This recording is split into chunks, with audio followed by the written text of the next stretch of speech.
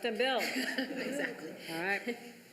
Do we have to, you want to do what we did in New Rochelle, right? We'll talk about that. It's extraordinary. But I want to, first of all, Ruth Ann Wisnowskis is on her way, probably trapped in the, oh, there she is, the grand entrance. If you want, you can use snow as an excuse, because that's pretty legit today, as much as we don't like it to be. But I want to acknowledge Ruth Ann Wisnowskis, who's been an incredible leader in driving forth our agenda and building more housing and trying to find ways we can break down the barriers, which is what today's conversation is all about. So I commend you and your entire team. Mayor Ramos Herbert, the mayor of New Rochelle, is going to be one of our moderators here to get the conversation going about, the success that she has had. And I was so impressed when I went to visit there a couple weeks ago. Yes. And unbelievable progress. And the beautiful takeaway from that is the fact that your rents are going down because of building so much. So you'll be able to talk about that. But Mayor Steve Noble, I've spent a lot of time in your wonderful community as well. Just went to a nice wine bar there a couple weeks ago. Just doing my best to support the local economy. It's my job as well. But we had a great time. And also County Executive Dan McCoy, our hometown county executive, and among the electeds here, but all the stakeholders who'll be introduced. As Carlene, we've known each other for a long time as from your days in elected office, but you'll be introduced as you give your comments today to help everyone understand what this is all about. We don't do this lightly, and we do this because the people here are some of the greatest champions we have in terms of building more housing and development, and we're all united around a basic philosophy that when a community says yes to projects, whether it's new housing, whether it's clean energy, childcare facilities, infrastructure, and government is in the way, that dynamic has been failing us for a long time. So it's now time to get government out of the way and let them build. It's that basic. And we've made remarkable progress. You just know me, I'm never one to let rest on our laurels. We always have to push harder, and we took on some entrenched interests and won. And we passed the most significant housing deal in the state of New York in over 50 years. And we funded shovel-ready projects and turned vacant buildings into homes, and which I'm really proud of is recruiting over 400 communities, and the number still grows, communities that have committed to be pro-housing communities. And what that means is that they'll adhere to certain growth targets with the support of their legislature or their city councils or town boards. And as a result, they're eligible for, I think, upwards of $750 million in money to help their community continue to grow. So we'll keep that going. But I also want to be very clear, when we're talking about seeker reform, we are not talking about rolling back environmental protections. We're not saying anything goes. What we're simply saying is that when a community, the elected leaders, are ready to go forward with a project after all the permits have been secured and the reviews on the front end, and they've determined that there's no significant environmental risk, that they should not now get trapped in bureaucracy, which can lead to upwards of 2 years of additional review mandated by the state.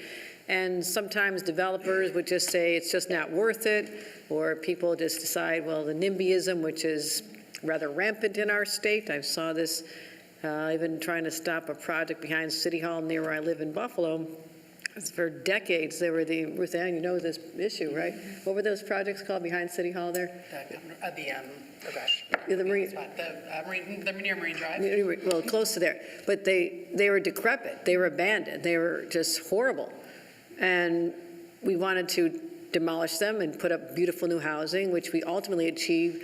But there was litigation in court because preservationists were saying we didn't follow the law and we need to protect those. Like, you did not want to protect such an eyesore. It was horrible. But we got it done. If you go back and see that neighborhood, because we persevere, but it shouldn't have been that hard. So many more projects could have been done in the meantime. So we're ready to move ahead. When the community wants to move ahead, again, this is not telling us a community what to do. It is a community telling us they're ready to move forward. That will require, we'll talk to our teams and we'll figure out the path, and under the law and proposed and law changes, we will get out of the way. And I just think that the era of half measures and a little bit here, a little bit there, it's just not working. That is a reason why people who want to stay in New York, many families and young people who want to build their lives here, they just can't find a home that they can afford. And so they're having to make decisions, not what they imagine would happen, or young families want to have their kids grow up near grandparents, which was important to me. But we need to make sure that we can support this development now so our kids and grandkids can continue to call New York home. So it's much more than just updating an outdated law. It's really about who we are as New Yorkers. And do we have the courage, the audacity, the ambition to do what others before us have not done? And that is why I am sitting here leading the charge with allies like all of you around this table. And so we've done great things during breaking through extraordinary challenges, but we've always dreamed bigger, and this is what today's all about. So it's that unstoppable mentality. And I will also, just one more time say that my belief that if you build more, we have more supply, naturally it'll suppress prices from going up. Sometimes they stabilize, and in some communities they actually go down, and that is what our objective here is. So let's show the entire state what we're capable of and let them build. And with that, let me let our mayor from New Rochelle talk about your experience, but also kick off the roundtable as we hear from leaders of counties and other communities and advocates. So excellent. Thank you so much, Governor, and thank you for having us today to really talk about your really forward-thinking and innovative and ambitious seeker reform proposals. As mayor, and Mayor Noble can probably relate a little bit to this, all of our constituents are our neighbors and our friends. You really can't get away from being on the job, whether it's pick up at school or grabbing a cup of coffee. And one of the top questions I will get asked, Mayor, can I ask you a question? Sure. It's about housing. It's about housing, which can sound ironic given the wonderful introduction and facts that the governor gave about New Rochelle, and I'll unpack that. But it's people that are scared. It's people with anxiety. It's people with confusion. It's people who feel like no one cares for them and they've worked their whole lives and don't have a place to call home. Their kids won't have a place to go home. Their kids can't grow up or raise their families where they themselves grew up. And it's that tension, that fear that makes me an unabashed supporter, proud supporter of ensuring that we build as much as possible. Because no one should have to live with that anxiety. No one should have to live with that fear. No one should have to worry about retiring and not sure where they're going to be able to live, or not being able to see their grandkids, or not being able to see their family members. And so it might sound ironic for me to say that because, yes, in New Rochelle, we are a mighty city of 80,000 people punching far above our weight.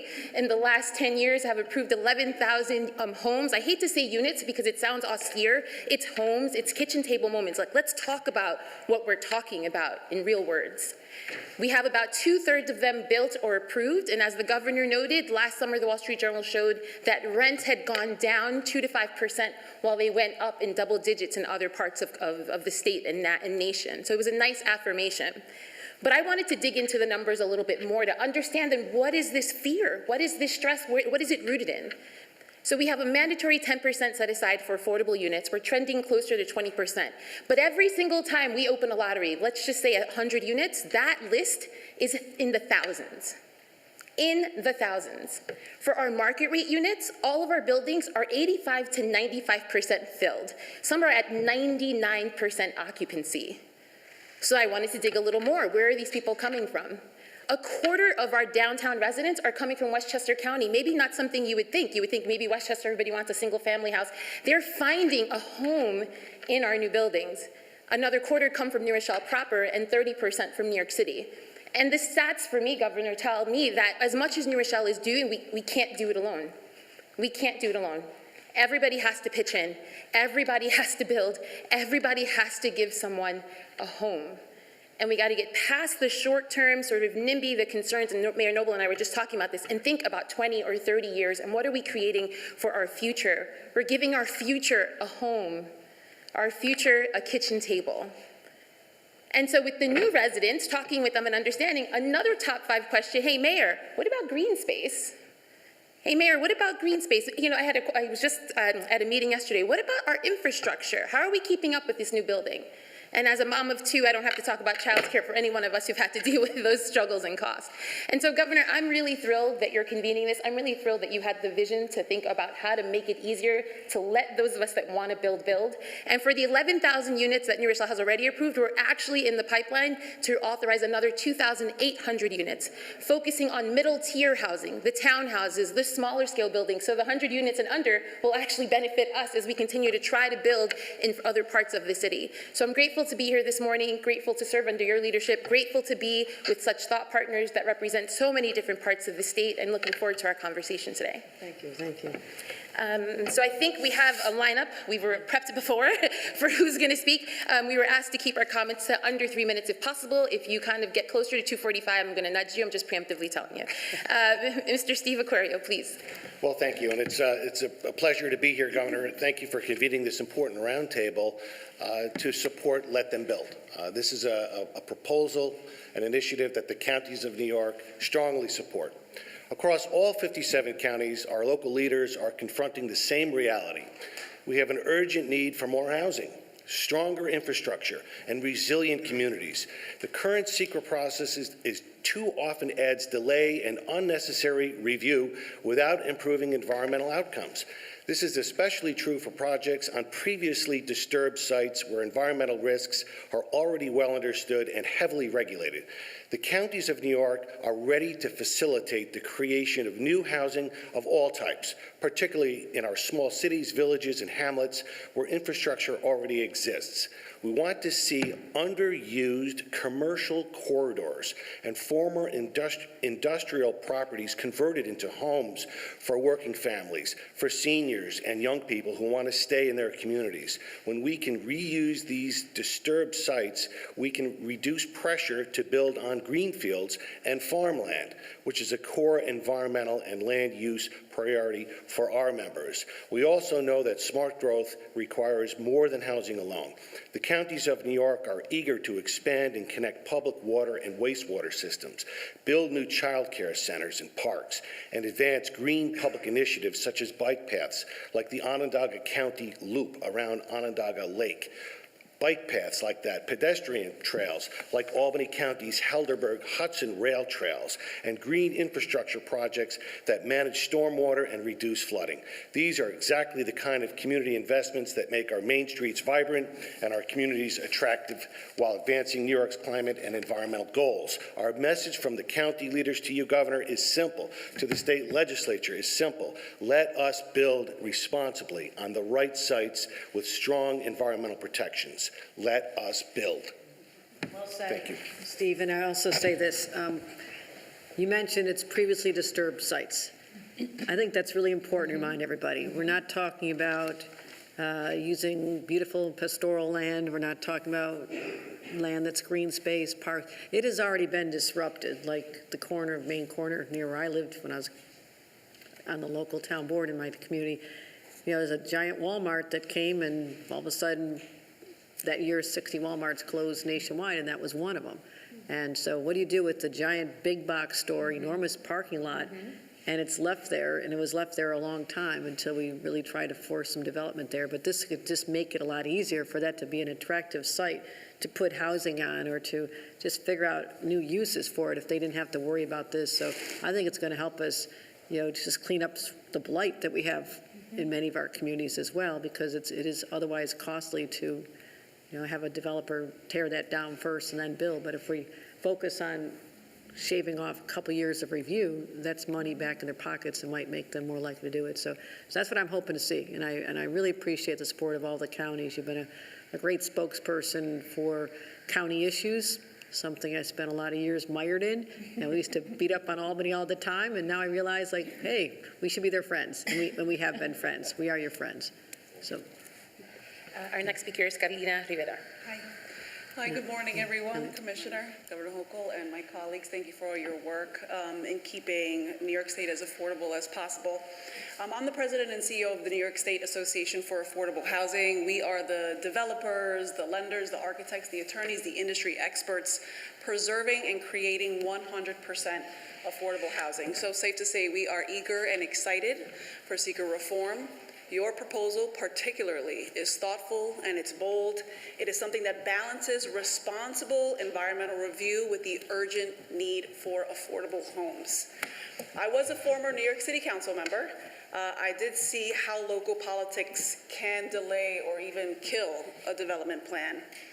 And while that's certainly still a factor, in my current role, I've seen how time can be just as, if not more, detrimental to a good development plan. And while in the council we passed the City of Yes, the first citywide rezoning in 6 decades with key reforms that led to a 25% increase in housing production compared to the same time pre-passage. That and a suite of charter reforms designed to make housing production easier, it finally brought the conversation to the forefront in New York City. But one thing we could not do was environmental process reform. That is so key, and the time that it takes to comply really can delay affordable housing development.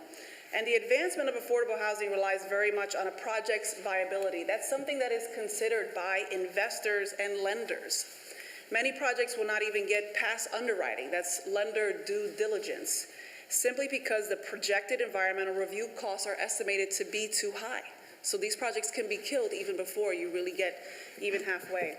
So I'll give you an example. We have Chappaqua Station. That's a 28-unit affordable housing project in Newcastle. Opponents challenged the project's negative declaration, meaning its review concluded the project would not create adverse environmental impacts. But still, because of that challenge, the weaponization of it, it delayed the project 5 years. We have many other examples like that. I have 2 in the Bronx, on Backgate and Broadway, which was over 500 units, delayed by 3 and 2 years respectively. These homes are so important to the people of New York and the affordability crisis hitting New Yorkers.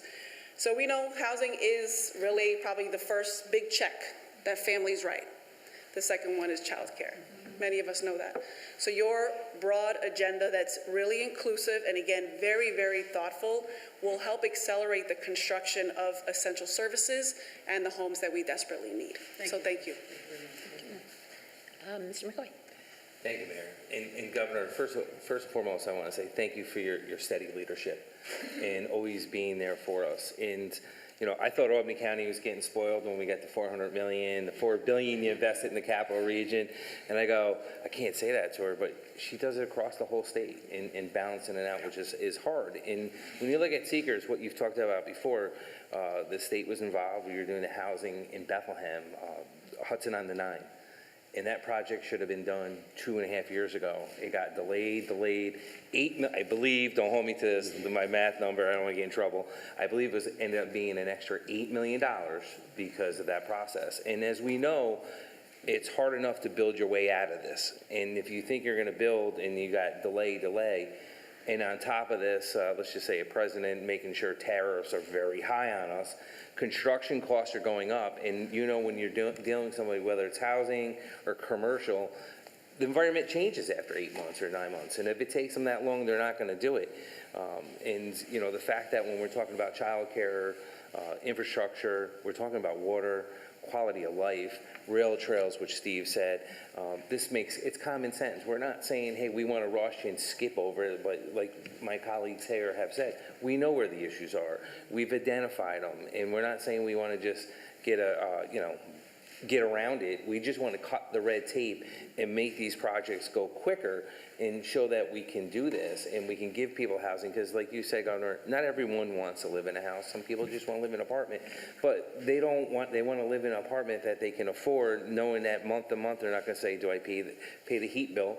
Do I put food on the table? And your record has shown it as governor that you're trying to change it and open up more affordable housing. And what gets in the way? The seeker, the red tape. And I applaud you for having this. I applaud you for your steadfast leadership again across the state of New York to say, let's make this reality. Because without you doing what you're doing, we'd still all be spinning back home trying to get around it. So thank you. Mayor Noble. Yep, thanks. Governor, I know I don't have to tell you, but for everyone else, the Hudson Valley has literally been our ground zero for the housing crisis.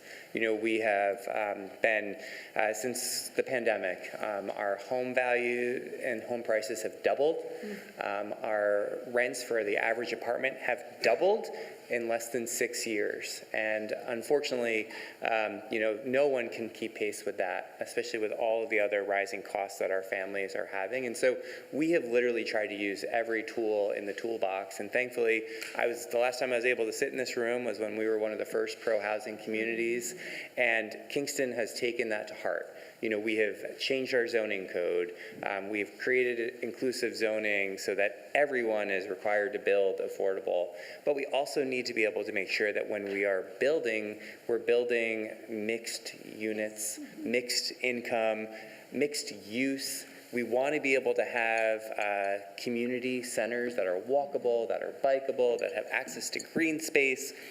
And we want to do all of that as fast as possible, because the only way for us to solve this crisis is to build more housing. We have so many reports that have been done by affordable housing and nonprofit organizations that showed that Ulster County and the city of Kingston needed to have built thousands of units of housing by 2010.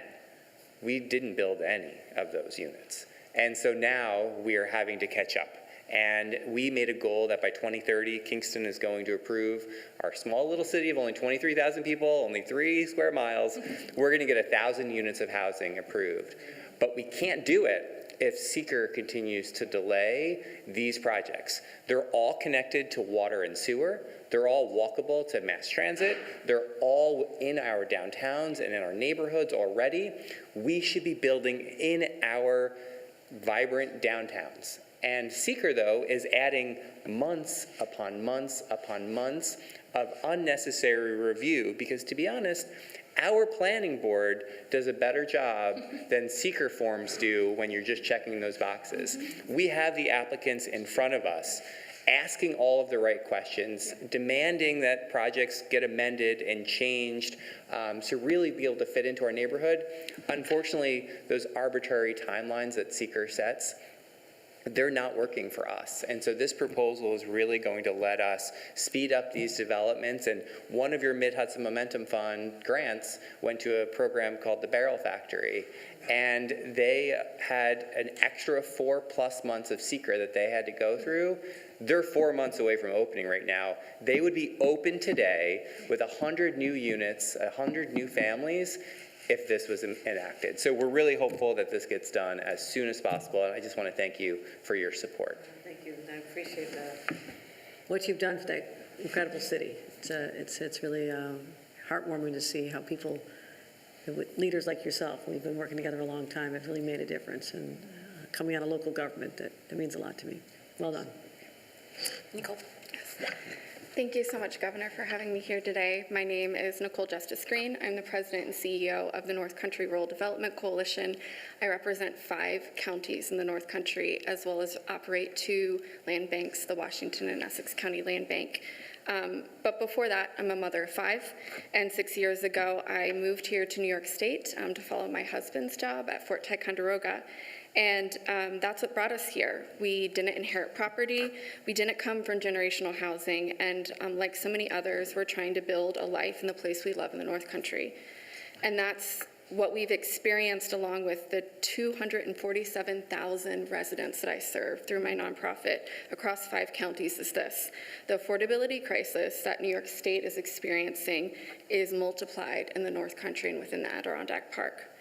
We are dealing with all the same pressures, but it's amplified by the short-term rentals, our second homeowners, and our remote geography and the environmental protections that we treasure and we protect through our work, but we still have to carve out a place to live. So when I saw the Let Them Build proposal, I was so encouraged. About 20% of my personal staff time is devoted to duplicative environmental reviews to get any project that I do pushed across the finish line. It was really deeply concerning for us when we noticed that rural communities may be excluded from the Let Them Build proposal through negotiations. And what that means to us is not only saved staff time, more units and homes being built, but also a cost savings, because we already have to go through the APA reviews, we have to go through our local reviews, we have to go through our DC reviews. I've had a DEC reviews, I've had to hire wetland biologists, habitat studies, and this duplicative process through the work that we do, which is 99% on previously disturbed land, just conflates and backlogs the work that we're really, really trying to do. Our county seat in particular in Essex County, Elizabethtown, doesn't even have a municipal sewer system. We have a hospital there that runs on a septic system. That is the best hospital that we have in our service area besides Glens Falls for our local residents. So it's not just housing, it's infrastructure, it's childcare. And we're doing the exact kind of development that the state and the legislature wants us to do. Infill housing on previously disturbed lands within our hamlets with existing road and generally good infrastructure, but we're still required to go through a full and multi-layered review process. So it really means that for us, the cost, the duplicative nature of this, we're not doing greenfield development, and we're hoping to deploy at least 41 new homes this year in Essex County and Ticonderoga and Chesterfield with Move in New York. And the cost really is ultimately borne on these developments by our residents. And it just seems like the fiduciary duty to use our state funds could be better spent not on duplicative environmental review processes, but to actually bridge that affordability gap. So thank you so much for your support and for having me here today. And I generally and sincerely hope that rural areas, especially those in the North Country, are prioritized, because that's the area that the people who love to serve when you come to visit us, and we depend on that in our economy. We need the people who live here who want to serve you and to have ensure that you have enjoyable vacations, can live there and eke out a life as well. Thank you. Thanks, Nicole. Now, those are excellent points. I spent some time in the North Country just recently. Even the commander at Fort Drum was asking me when we're going to build more housing, because there's a lot of veterans who come back. They want to live in Watertown and the surrounds, and so even areas that people that you would not think would say this is their priority. It's a priority for them as well. But also, it does hurt the hospitality business because the cost of housing is so high, or the availability is so rare. We still need the workers in the hotels and the restaurants and the small businesses without having to travel an hour and a half, 2 hours, which is what I'm told, because you certainly cannot afford a place in Lake Placid or Saranac Lake or even Plattsburgh anymore. So I know those challenges, but I appreciate you being on the front lines of that, and we're happy you moved to New York. Checking. Thank you, Mayor, and thank you, Governor, for having us today. I think this is a really important issue as it pertains to continue to ensure that New York is one of the top states in the country, especially for investment, also for living and lifestyle. And so, I also want to thank our County Executive, Dan McCoy, because the efforts that exist and that are being made especially for Albany, it's about a private-public partnership. And the reality is, with all the red tape and the multiple methods of research, analysis, and critiquing, and I like the point that was made about weaponizing some of these data points in these reports, it just adds time. Time is money, and the more things cost, the less they will happen. And you start to lose the interest of people who are investing. And that is also the cynical effect of too many things in the way of trying to accomplish the goal that everybody wants to have. And so I think for me, as someone who's both doing childcare and housing, it's important for us to stay on task and stay on timeline, but sometimes we don't have control of that. If one of the things I'm most excited about this whole entire piece of legislation is educating the municipalities on the importance of these policies and these reports, because they do get weaponized in the communities. The NIMBYism is a serious threat for investment. And if somebody thinks that they can come in with a lawsuit and say, hey, well, we want to do this, that's going to cost us thousands, if not tens of thousands of dollars, time and months, and then scheduling, and then we still can't get the project done. And so as it pertains to health or childcare and housing, if we can't increase the ability to move past go, we're going to have a problem in our state. And our state is truly still open for business. And you and your team have reassured that. I believe the future is bright for New York. And these measures are going to continue to pay dividends for people like myself and others, especially the community, because if we can get things done faster, the more products that we have to market. And so thank you so much, and I appreciate you being here. Thanks for your optimism. I share it. I really do. I don't think these are insurmountable hurdles, that just people just decided never to take them on because they were afraid of challenging the status quo, which is something I enjoy doing every single day. It's been the hallmark of my tenure here, is asking why. Why is this in the way? Why has it always been done that way? It's just the wrong answer for me. So, we want to encourage developers like you to, keep the faith, and we're going to hopefully be successful with the support of all the people here, and as you make your voices heard on other floors. Everybody should introduce themselves, yeah. Yes, thank you, Governor. I'm Chris Brown from the Columbia Economic Development Corporation, where I'm the Housing Development Coordinator for Columbia County. My position was created in late 2022 by the Columbia County Board of Supervisors in response to the increased housing pressures we were seeing around COVID, and a lot of that was due to the outmigration of folks from New York City up into the Hudson Valley, as Mayor Noble illustrated. I can tell you that last year, one data point that I found really alarming was outside of New York City, there are 6 counties in New York State where a 2-person household earning 120% of AMI cannot afford a median-priced home in their own county. 5 of those counties are in the Hudson Valley. The 6th one is Saratoga, just as a data point.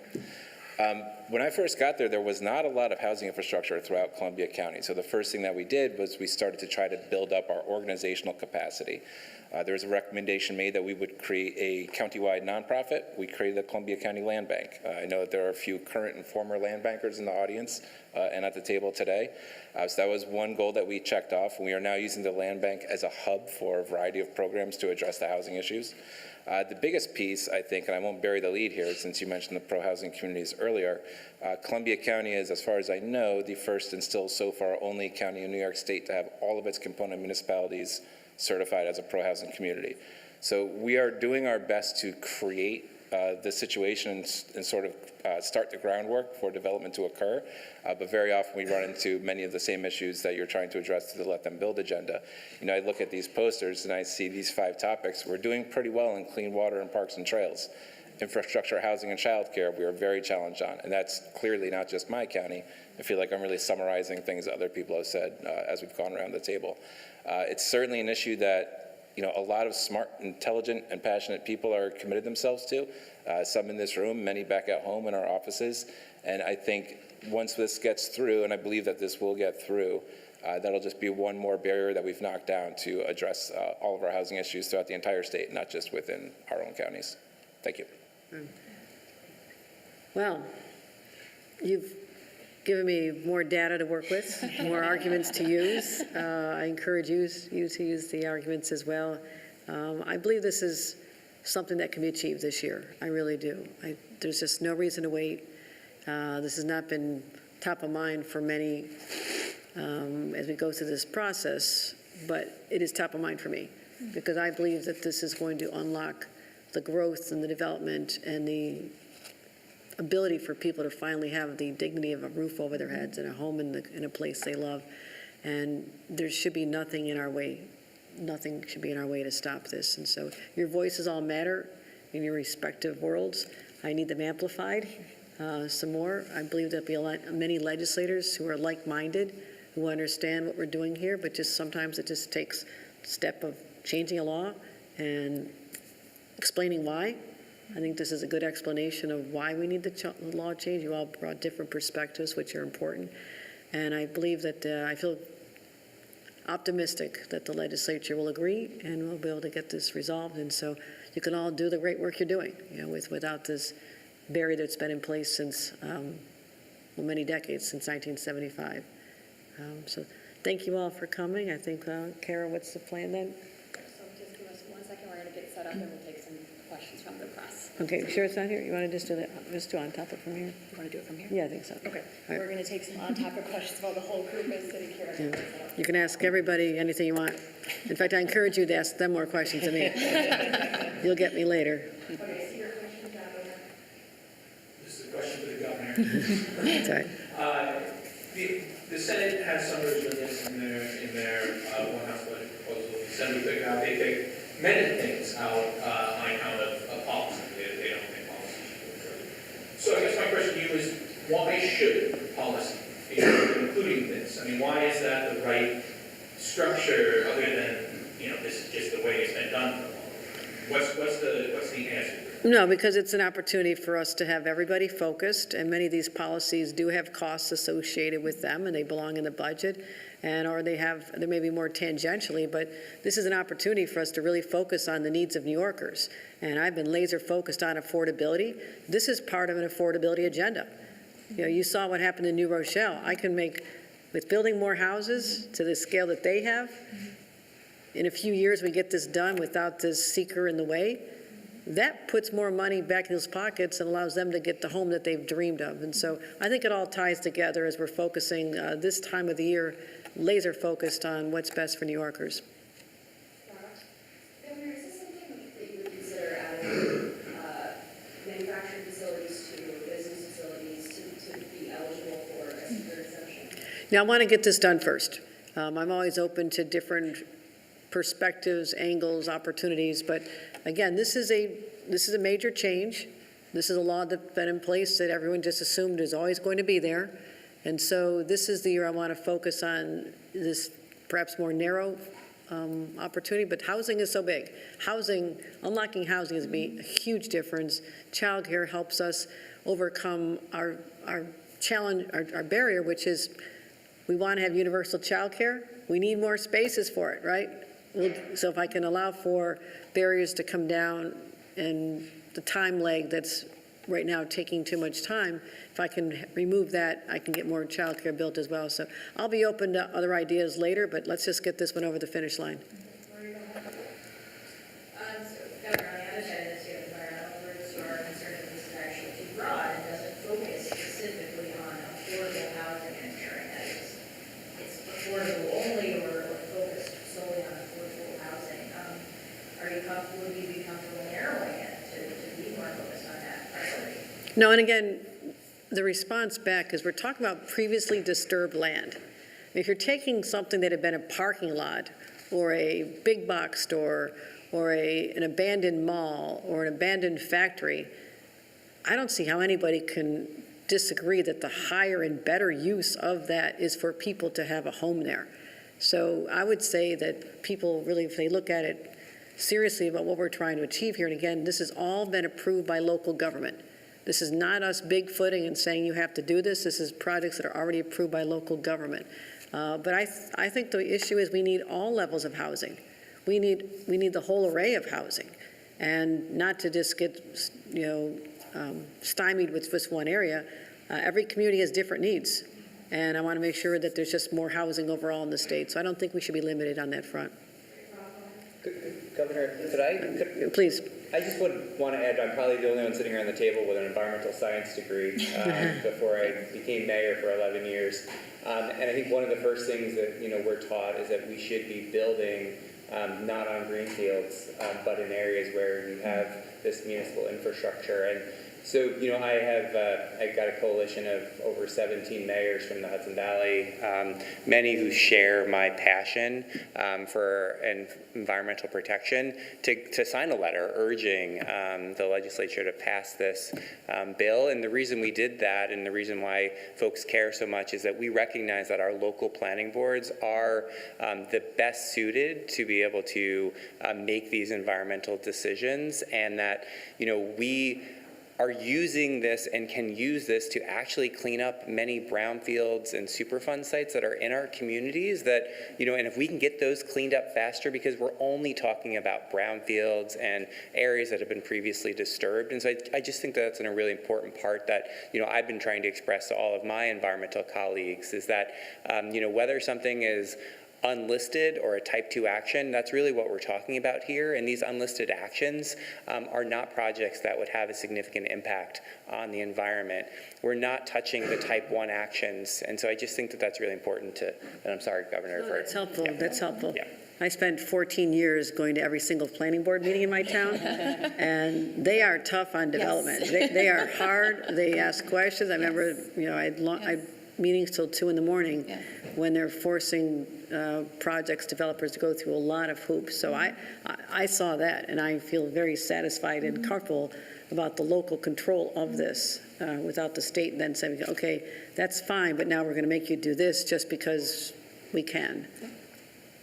Yes, Governor, could you talk a little bit about the here, for instance, say, obviously your background being in Western New York, what is this issue out there as opposed to other parts of the state? You speak specifically in the Buffalo, those 8 counties around there. What impact would this have out there? No, I believe that that region also needs more housing, desperately needs more housing. And even in downtown Buffalo, we should have more condos for young people to be able to, start building some wealth and generational wealth in places like the east side of Buffalo where people can, have a home that's their own. We also need more apartments for our newly arrived young people who want to work there or people who grew up there. Or that we have a lot of colleges there. Yeah. And I want those individuals to be able to have a place to call their own once they graduate. So I think because of the high number of colleges and universities we have there, the fact that we have very desirable downtowns and communities, we just need to put more housing in them, and I think that'll solve a lot of the challenges. I will take note that there was a report this morning, I don't know what the source was, but Cheektowaga was the #1 most desirable place to live in the state. Catch that? I think part of it was that the median housing price was $243,000, but proximity to the airport in Buffalo, and since my husband's from there, I sent it to him. Governor, good morning. Morning, Mark. As I've been here for a long time, a lot of things go around and come around again. But during the Pataki years, there was the Governor's Office of Regulatory Reform, and it seems like what you're talking about here needs something like that because it probably encompasses more than just the housing problem. So I was wondering what your thoughts were about that. We have one. My budget last year, we announced that we're creating a position. Wanted to make sure it stayed away from the Doge world, right? Because we're not doing that. But what's the name of it, Kara? Do you remember the name of it? Office? It's something to that effect. But we hired a really savvy woman who had been doing this in the Biden administration. So she knows all about regulations, but also when I touched base on this, when I spoke about my AI proposal the other day, I don't need a big office. I have a leader, I have some people charged with this, but also, we're using the ability to process large amounts of data about areas that there might be redundancy, duplication, outdated regulations and rules. For example, on the books in the state of New York, a woman who's pregnant cannot be a waitress. So that's ongoing. I'm pushing this to get me results, but we already have identified a significant number of areas that I'm already looking at for changes. Wouldn't that person be helpful to everyone around the table here to? Absolutely. And I've asked businesses and organizations that represent businesses and entities that are affected by our regulations to tell us, no matter what organizations, I'm saying, tell us what is most problematic for you. Now, I have to always protect the health, safety, and welfare of New Yorkers. I protect the environment. I mean, there's areas where don't even propose something if it's so outlandish. But if you can prove to me that it's something that, like the state liquor laws that went back to prohibition, I tackled those my first year. So there's plenty of areas to work on, but we have been. This is not a new initiative for us. It's been ongoing, but we'll make sure you have the details on that new office. Thank you. All right, thanks, everyone. Shoreline Apartments. Yeah, that's right. That's a lot of it, 30 seconds after.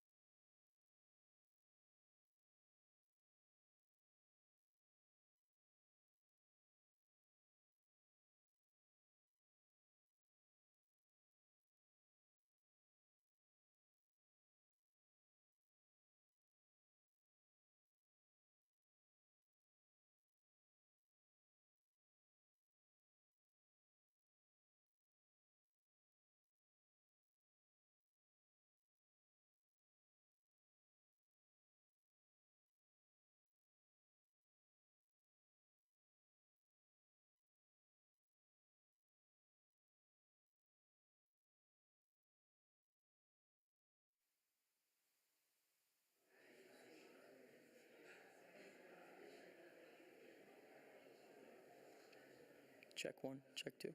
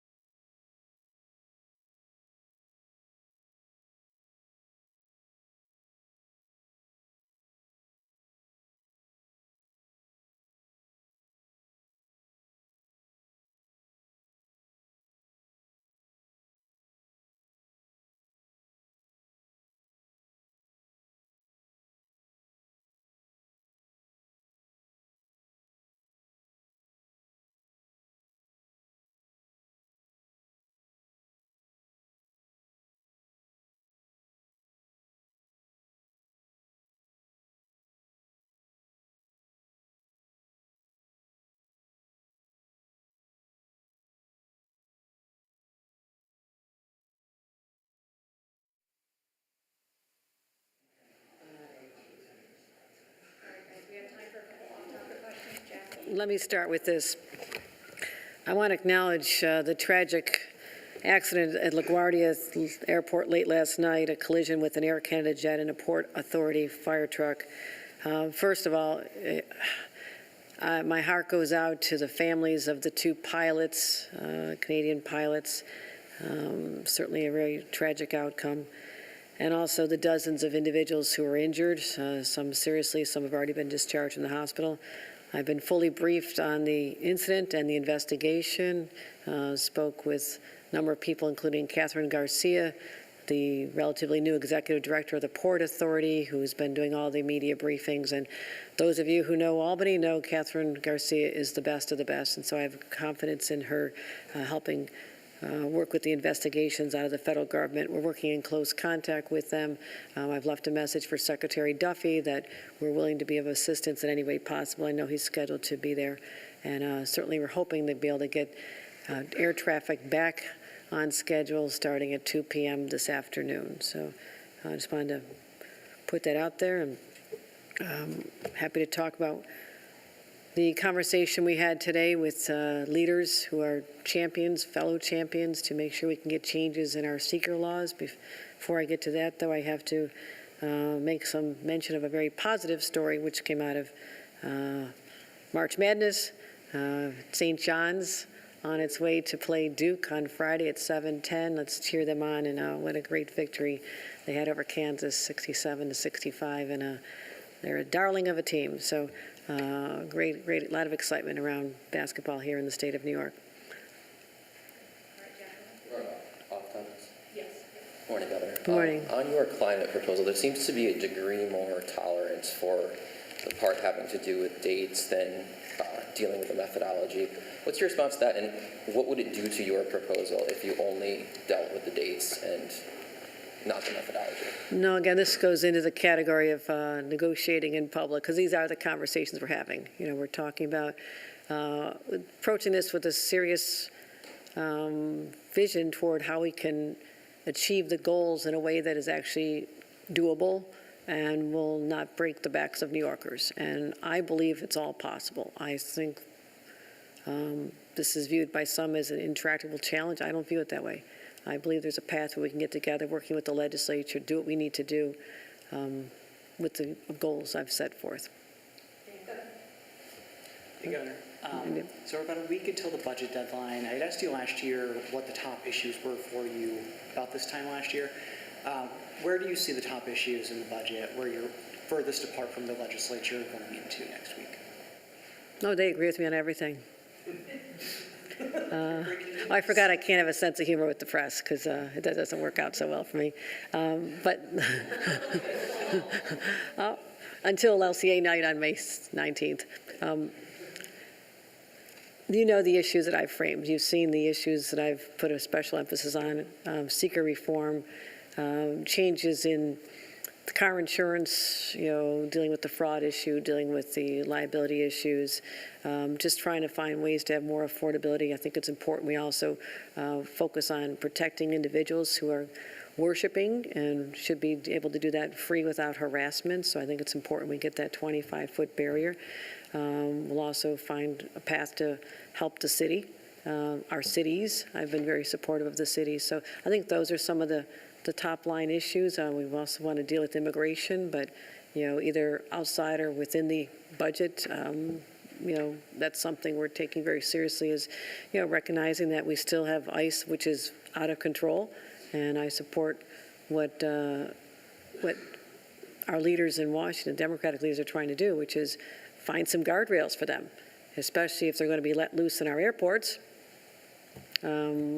Feel better about more training and more professionalism, and you know, having additional training and conflict de-escalation, but also just some of the recommendations that have been put forth that are very reasonable. So I think those are some of the top issues that we're working to resolve. Governor, I should be allowed here. Governor, just Two quick questions. One about the essential plan that you announced on Friday that CMS approved the return to the basic health plan. What is the next step for you? How are you going to address the now still, I believe, 450,000 roughly people who will now no longer be covered by the essential plan? And then just on the issue of immigration, both houses included a full $175 million for access to representation, legal representation for immigrants. Is that something you're discussing with them? And are you open to increasing the amount of money you allocate for that? Nice try. It's all under the category of negotiating in public, so you'll all be known hopefully sooner than later.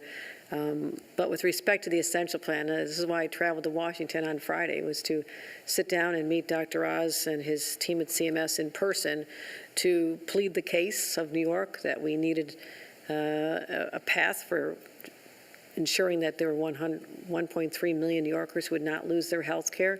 I'm proud that we had a robust conversation about that and other issues, but also by the end of the day, that was granted. So that's a real relief for those individuals. We are trying to work with them on the 400,000. As you know, this was because the state of New York increased the threshold from what it had been and is now approved by the federal government, 200% of, was it? No, it was 200. It was 200. And then the Biden administration gave the option to increase it to 250 to cover just a couple years ago. So we adopted that. We were proud to do that. The point being, it's only been in effect for a couple of years, and now the president and his fellow Republicans who are dead set on taking health care away from people have said it has to go back to the 200. So it's something we're talking about with them as well. Is there any opportunity for some accommodation in that space as we're talking to Washington? Does it have to be that hard and fast? And I will tell you, it's very much top of mind for us. Grace, last question. The president deployed ICE to airports to address the TSA shortage. Do you think that was the right move? Should ICE be in airports? I'm very concerned about it. I think this could be resolved quickly if the Republicans who run Washington would listen to common sense reforms that are being recommended on ICE. I don't think there's anyone in this country who thinks that they have not been unleashed in a way that has been very hostile to even American citizens.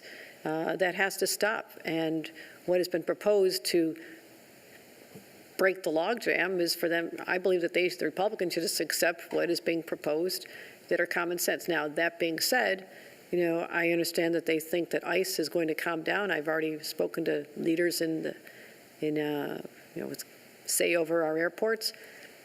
No one knows what the mission is. What is the mission? What is this all about? Are you going to be doing ICE enforcement? Are you going to be, racially profiling people in line for TSA? Are you going to be pulling them over and doing what you're doing on our streets and outside our Home Depots and in our courthouses? Is this what's going to happen here? I don't have that answer. You tell me that they're strictly there, standing in one place and just trying to be a support, but I don't know what the mission is, and that has to be clarified. I talk to people at the airports, not TSA. The crash last night, do you believe that had anything to do with the ongoing shutdown of the federal government? No, I do not, because it had nothing. It's an air traffic. I will, first of all, let me take the cautious approach and say we'll wait till the investigation does unfold. But this is the government shutdown is only limited to TSA workers inside the airport to do the screening of passengers. I don't. There's an ongoing shortage, though, and maybe this is just a question for you on congressional action. This has nothing to do with air traffic controllers or people in that space. This is the only shortage of workers is in the TSA space. Governor, are you committed to cabinet best as the best way? I'm sorry, what was that, Rob? Can you talk about the president's comments on the death of Robert Mueller? When he said, Is anybody surprised? It's just pathetic. It's pathetic. Governor, are you still committed to cabinet